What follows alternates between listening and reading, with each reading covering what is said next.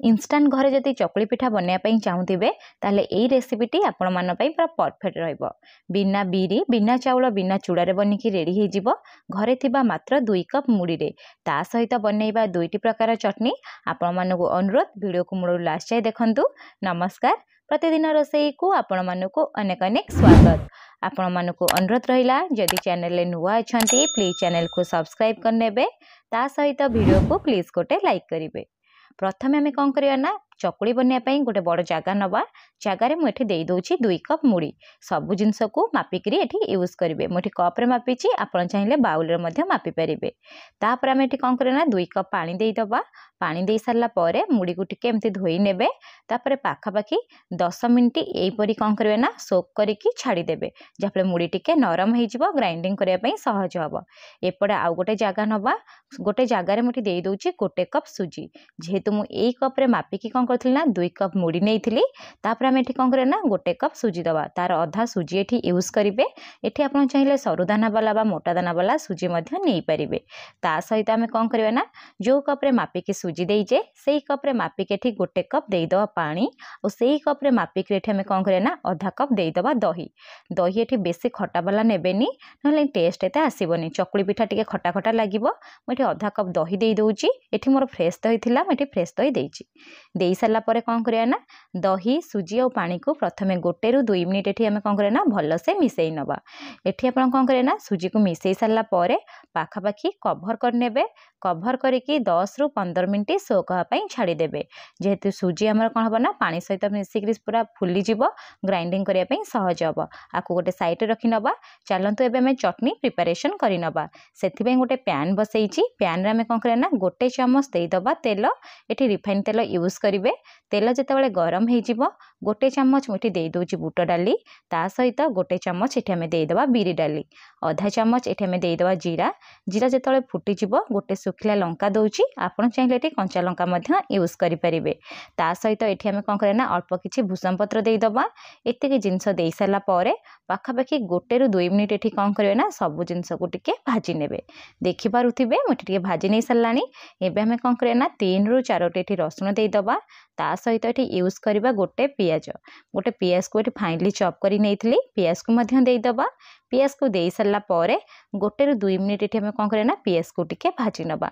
पियाज जो कंचा स्मेल पलैब आ पियाज टिके सालो फ्राई टाइप होपर 2टी टमाटो को ये आम कौन करें काटिक देदबा। ये मुझे टमाटर चटनी बनाऊँगी खायापे पूरा स्वाद आसी थाए। 1 ରୁ 2 मिनिट कौन करें टमाटो को पियाज सहित भाजी नवा। तापर ये आम देदबा स्वाद हिसाब से लुण आधा चामच मुठे लुण दे दूची। लुण दे सारा कौन करें सबू जिनस सहित टिके जस्ट मिसई नवा। फ्लेम को लो टू मीडियम रखिए।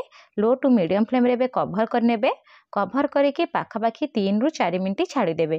ता भीतर देखिए टमाटो पूरा नरम हो 3 ରୁ 4 मिनिट हो गला। मुझे कभर काढ़ी आपण देखई दूची देखिपे टमाटो पूरा पूरी नरम हो गला। प्रथम आप कौन करें ना 1 मिनिट यहीपरी भाजी ने भाजी नहीं सारा चटनी को जब आप खटा टाइप बनवाई चाहूबे टिके ये कौन करें ना तेंतुली ये देदेवे। आपड़ ये तेंतुली चाहिए दे पारे ना लास्ट को लेंबूर रस दे पारे। मुझे तेंतुली देउची लेंबू रस ठार तेंतुली बहुत बढ़िया स्वाद लगी थाए। तापर ये आम कौन करें ना आपको टिके जस्ट 1 ରୁ 2 मिनिट भाजी नवा। भाजी नहीं सारा कौन करवा ना ठंडा हाँपाई छाड़ीदबा। जो ठंडा होम ये कौन करवा ना ग्राइंडिंग करवा। चलते ए नेक्स्ट चटनी प्रिपेरेसन करवा।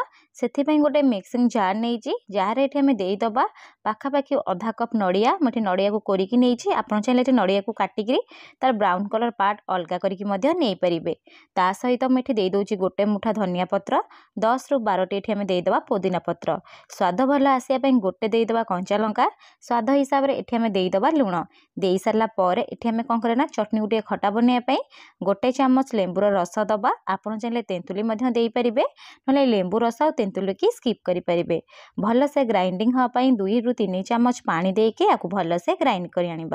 देखिपे एठी आमर नड़िया पुदीना धनिया पत्र चटनी बनिकी रेडी सरलानी। आपको गोटे साइड रे रखी नौची।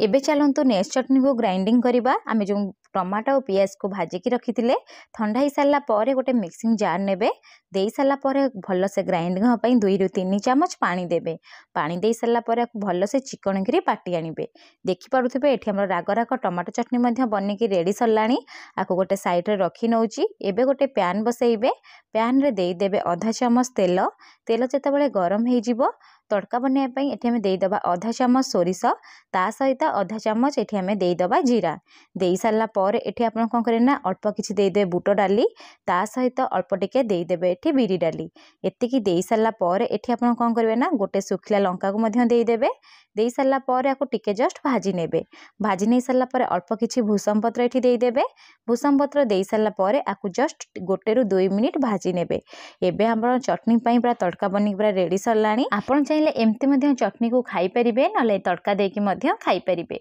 एबे चलंतु आमे चेक करि नबा पाखापाखि 10 ରୁ 15 मिनिट एठी हेई जाईची मोटी कवर काढी के आपण मानको देखै दोची देखि पारुथिबे सुजी भला पानी को सोक करि नैची आ मध्य फुली जाईची एबे आमे कोन करना 1 मिनिट ऊपर तळ के टिके जस्ट मिसेई नबा मिसेई नि सरला पर एठी आपण कोन करे ना ग्राइंडिंग करिवे सेति पई कोन करे ना गोटे मिक्सिंग जार नेबे जार आपण जो सुजी दही आ पानी को गोळेई की रखिथिले सेथुरु अल्प टिके देई देबे देई सरला पर आमे जो मुड़ी को पाखापाखि 10 ରୁ 15 मिनिट पूर्वरु मुड़ी को मध्य धोई की सोक हबाई छाड़ीथिले मुड़ी को पानी रु छाणी नेबे सेथुरु मध्य अल्प किछि देई देबे देई सरला पर आकु पूरा चिकन करी बाटी नेबे देखि पारुथिबे मु एठी पूरा ग्राइंडिंग करी आनीची एठी जो बैटरटा आपण बनिबो ना मोटा बनिबनी ना पूरा पतला बनिबनी जति पूरा पतला बनिबो बहुत नरम बनि जिवो आ मोटा बनिले टाण बनिबो आ सुखला टाइप रो ही लागिवो सब को एठी भलो से ग्राइंडिंग कर नैची ग्राइंडिंग कर सरला पर एमति गोटे बड़ बाउल रे रखि नेबे जदि आपण टिके मोटा टाइप रो लागुथिबो अल्प टिके पानी देकी मध्य आकु भलो से फेंटी परिबे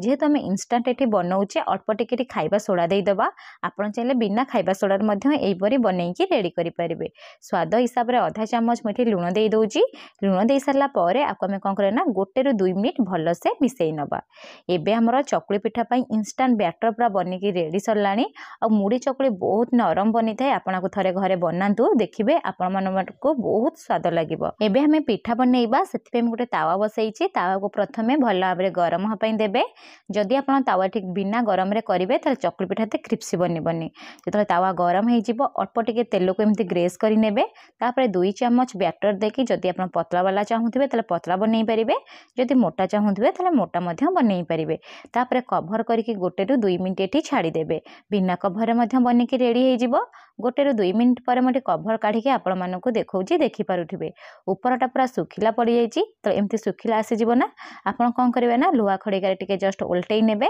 ओल्टेई नै कि प्रथमे 1 ରୁ 2 मिनिट एई परी मध्य छाडी देबे देखि पारुथिबे केते बढ़िया से कलर मध्य आसीची 1 ରୁ 2 मिनिट पर आउ थरे टिके ओल्टेई नेबे आ मुड़ी चकुली बहुत नरम बनी थाए आपण को केयरफुल बनैबे एई परी मु सब चकुली के बनई नैची देखि पारुथिबे चलंतु एबे हमें सर्व करबा मु आपण मानको देखै दोची आपण थरे को घरे बनांतु केमिति बनिला मो सहित शेयर करंतु पुणी देखा हबो नेक्स्ट वीडियो रे रहिली धन्यवाद।